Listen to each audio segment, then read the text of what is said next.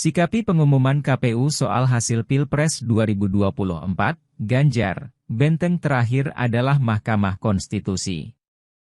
Calon Presiden nomor urut 3 Ganjar Pranowo tampak tenang saat menyikapi pengumuman KPU soal hasil pemilihan presiden tahun 2024 semalam.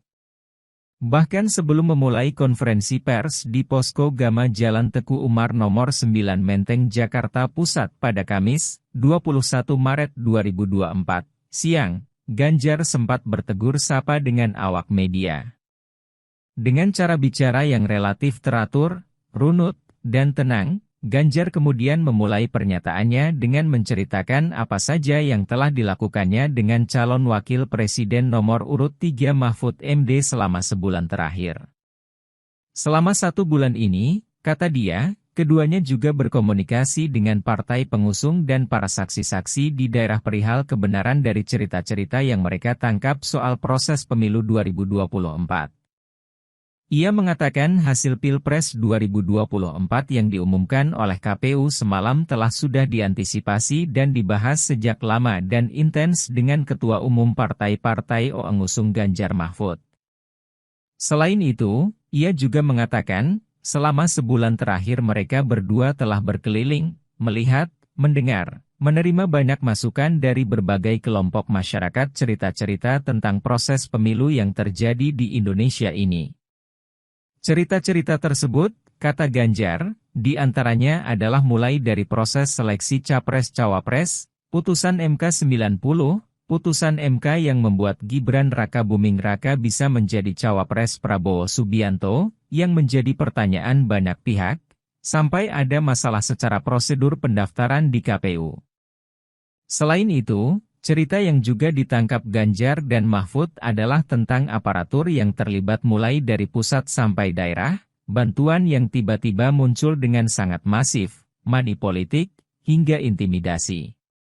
Ganjar juga mengaku merasakan suasana kebatinan dari para tokoh masyarakat yang meragukan penegakan prinsip kejujuran dan keadilan dalam pemilu.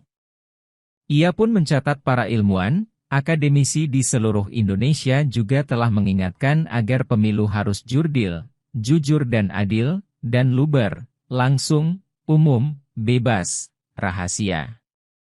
Cerita-cerita yang sampai kepada tim Ganjar Mahfud itu, kata dia, kemudian diverifikasi satu persatu. Rencananya, gugatan perselisihan hasil pemilihan umum, PHPU, tersebut akan didaftarkan ke Mahkamah Konstitusi dalam waktu dekat entah besok atau lusa. Ia mengatakan momentum tersebut adalah momentum yang sangat bagus bagi majelis hakim di MK untuk menunjukkan kredibilitasnya. Dalam acara tersebut, Ganjar didampingi calon wakil presiden nomor urut 3 Mahfud MD, Deputi Hukum TPN Ganjar Mahfud dan jajaran tim hukum TPN.